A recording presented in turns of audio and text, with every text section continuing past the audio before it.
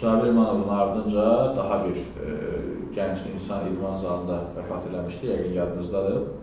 Və Sumqayıtda oxşar bir hadisə olub, gənc oğlan idman zalında vəfat eləyib. Hadisə şahidləri bildiriblər ki, 22 yaşlı deməli, Adil Eyvazov məşq zamanı özünü narahat hiss eləyib və bir neçə dəqiqə sonra huşunu itirib.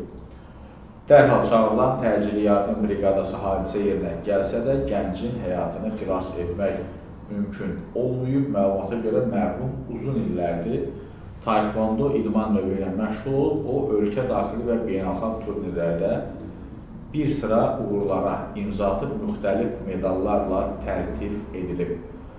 Və taekvondo müəllimi İsa İsayev iddia edib ki, Adil Eyvazov müxtəlif yerlərdə məşqlər edib, yalnız ötən gün mərkəzə məşq etmək üçün gəlibmiş. Hadisə ilə bağlı hüquq mühafizə orqanları tərəfindən araşdırma aparılır.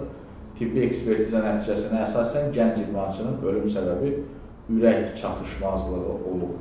Ümumiyyətlə, idman zallarına gedirsinizsə və yaxud idmanla məşğul olmaq istəyirsinizsə, bu məsələn, bir ara belə bir iddialar ortalığa qoyuldu ki, müəyyən bir yaşdan sonra idmana getməyə ümumiyyətlə ehtiyac yoxdur. Amma bu gənc adamdır, yəni 22 yaşı var, nailiyyətləri olan bir idmançıdır. Demək ki, hansısa bu idman zallarından ümumiyyətlə gənclər buraxılarkən oradan bir kiçik də olsa bir kardioloji testin edilməsi məncə vacibdir, zəruridir. Bu birinci hal deyil.